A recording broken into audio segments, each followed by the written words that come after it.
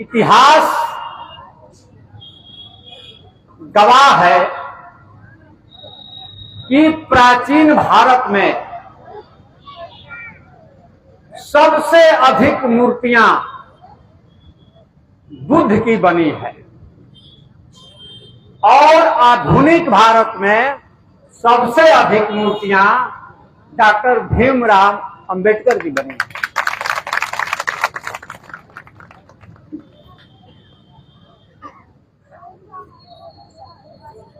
इसको अगर दूसरे शब्दों में कहिए तो भारत की धरती के नीचे सबसे ज्यादा मूर्तियां किसी की है तो वो बुद्ध की है और इस समय भारत धरती के ऊपर सबसे अधिक मूर्तियां डॉक्टर अंबेडकर की।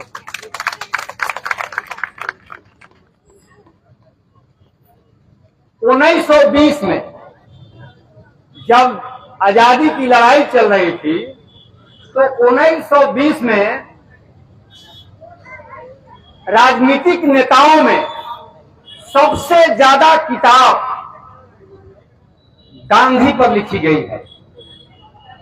1920 में सबसे ज्यादा किताब गांधी पर लिखी गई है, लेकिन 1990 के बाद राजनीतिक फील्ड से सबसे ज्यादा किताब डॉक्टर अंबेडकर पर लिखी गई है। यह सब मैं अटकलबाजी नहीं कर रहा हूं, सब कैलकुलेटेड है। तो राजनीतिक पुरुष मैंने कहा गांधी जी को भी और डॉक्टर अंबेडकर को भी, और सांस्कृतिक जो पुरुष हुए तो 1990 में 1920 में सबसे ज्यादा किताब दयानंद सरस्वती पर लिखी गई है 1920 में, लेकिन 1990 और उसके बाद सबसे ज्यादा किताब सांस्कृतिक पुरुष में ज्योतिराव फूले पर लिखी गई। तो बाबा साहब के 3 गुरु थे, एक तथागत बुद्ध, दूसरे कबीर और तीसरे ज्योतिराव फूले। इंसान को इंसान बनाने के लिए, ये मेरी ही लाइन है, आजकल सोशल मीडिया पर ज्यादा चल रही है, इंसान को इंसान बनाने के लिए बुद्ध ने अपना राज छोड़ा, फूले ने अपना घर छोड़ा और बाबा साहब ने अपना धर्म छोड़ा।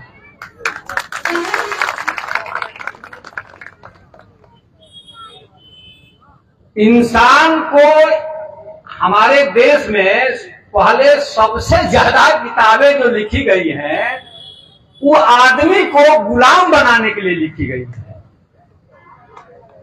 आदमी को गुलाम बनाने के लिए, आदमी को अंधविश्वासी बनी खोजें आज तक हो रही हैं कि आदमी को किस तरह से जाहिल और बेवकूफ बनाया जाए, मूर्ख बनाया जाए, अंधविश्वासी बनाया जाए, उसे ज्ञान विहीन कर दिया जाए। इस पर अभी खोज चल रही है, रात दिन बहुत सारे विद्वान इसी में लगे हैं। वो बाबा साहब थे जिनकी पूरी जिंदगी इसी खोज में और इस प्रकार की किताबें लिखने में लग गई कि कैसे आदमी को आदमी बनाए, कैसे आदमी को मुक्त किया जाए। बहुत बड़ी बात है। हम लोग तो ये जानते हैं कि अभी किसी ने कहा कि बाबा साहब का नारा था शिक्षित हो।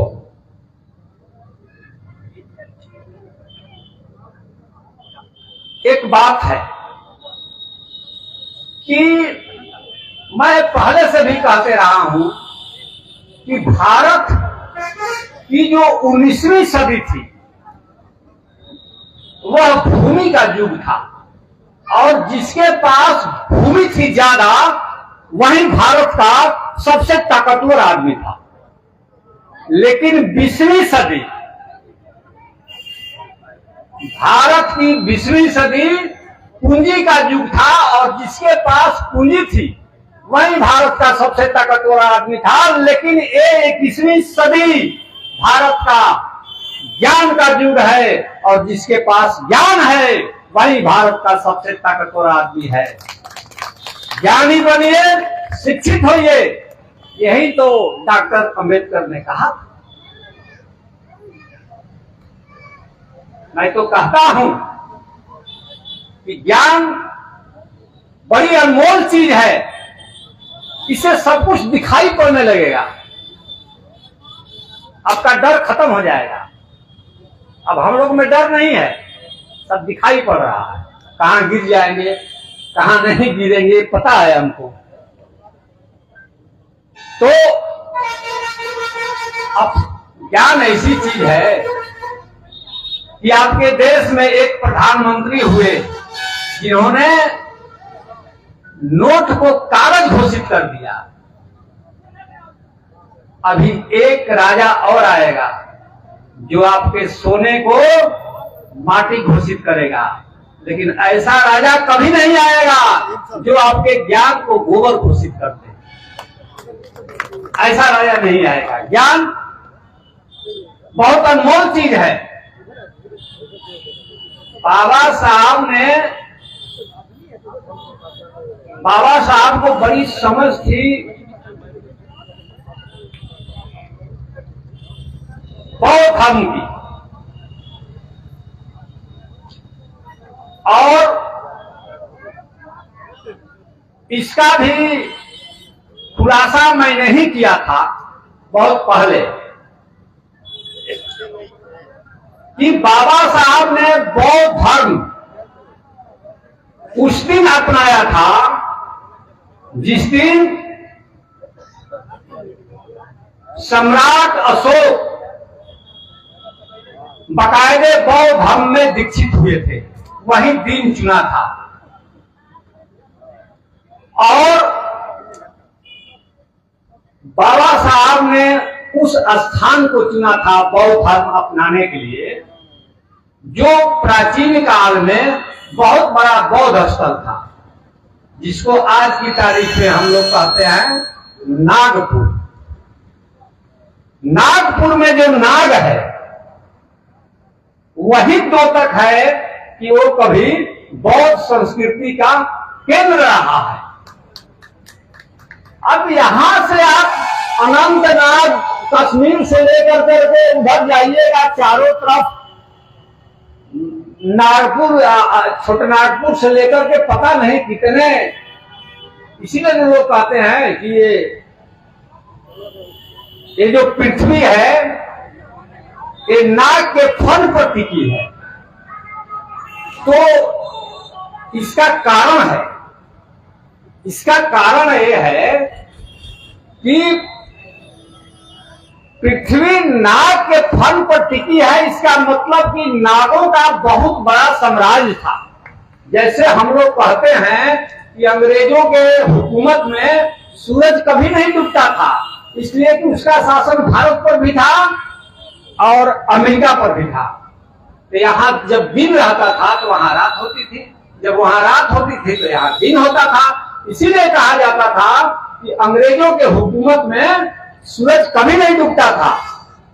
उसी तरह का यह मिथक है कि पृथ्वी नाग के फल पर टिकी है। इसका मतलब कि नागों का शासन बहुत दूर दूर तक था। इधर आप जाइएगा तिब्बत वगैरह, उधर भी नाग हैं। यही केवल भारत में ही नहीं, बाहर में भी। हम लोग को पता नहीं है, हमारे आसपास के जितने देश हैं, वो नागपुर की बात चली थी तो हम इधर आ गए। बाबा साहब की अंतिम किताब भी बौद्ध धर्म पर ही था, और अपनी पुस्तकालय का नाम बाबा साहब ने क्या रखा था? राजगृह। राजगीर, जहां आजकल मुख्यमंत्री बहुत सारा डेवलपमेंट का काम कर रहे हैं बौद्ध धर्म से संबंधित। तो उनके पुस्तकालय का नाम था राजगृह, बाबा साहब का। और बाबा साहब की जो वो किताब है बुद्ध और उनका धम्म, उसमें 8 अध्याय है, 8 चैप्टर। उनको बड़ी गहरी समझ थी, धम्म की बहुत गहरी समझ थी कि मामूली आदमी थोड़े इस तरह से डिवीजन कर सकता है, अपने पुस्तकालय का नाम राजगीर रख देगा, उस स्थान को चुनेगा। और बाबा साहब जिस स्थान को चुने थे तो बौद्ध धर्म अपनाने के लिए फूलन देवी ने उसी स्थान को चुना था, और नागपुर में ही उनका भी ये हुआ, बौद्ध धर्म में दीक्षित। और वो उन्होंने वो दिन चुना था जिस दिन फूलन देवी ने, जिस दिन गुरु रविदास का जन्म हुआ। ये सब इतिहास अभी आना बाकी है। मैं कह रहा हूं कि अभी तो देखिए किस तरह से गलतफहमी फैलती है, इसका एग्जाम तो देखिए। अभी क्या, अभी जहां सुनिएगा ना तो लोग कहते हैं कि अब पढ़ाई खत्म हो गई, पहले बहुत अच्छी पढ़ाई थी, अब मास्टर लोग पढ़ा ही नहीं रहा है, बच्चा पढ़ ही नहीं रहा है, सब सिनेमा देख रहा है, मोबाइल चला रहा है, क्या पढ़ेगा। देखिए अब यह जो नारा है आपके विरोधियों का नारा है, लेकिन आप भी कह रहे हैं वही बात कि अब पढ़ाई नहीं हो रही है, अब लड़के मोबाइल देखने लगे, अब लड़के सिनेमा देखने लगे। ये आपके विरोधियों का नारा है, लेकिन आपको पता नहीं चलता है, आप भी उस नारे में साथ हो रहे हैं और आप भी कह रहे हैं कि पढ़ाई नहीं हो रही है। आपका मास्टर क्या पढ़ाएगा? तो पहले का मास्टर कमजोर न था, पहले का प्रोफेसर कमजोर था। अब जो प्रोफेसर है वो ज्यादा तेज है, अब का जो आदमी है ज्यादा प्रतिभा संपन्न है।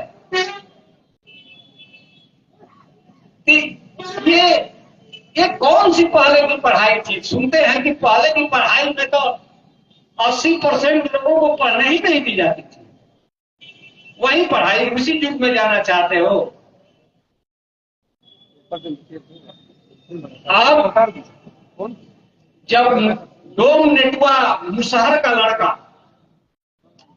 इंजीनियर, प्रोफेसर और डॉक्टर बनने लगा तो ये लोग कह रहा है कि पढ़ाई खराब हो गई, उल्टा हो गया। हम लोग भी कह रहे हैं पढ़ाई खराब हो गई, पहले का मास्टर बढ़िया है। अब ये जो नारा आया कि राजनीति का अपराधीकरण हो गया, तो ये नारा कब आया? उसका पॉइंट पकड़िए। ये नारा आया 1990 में, 1990 के पहले नहीं था।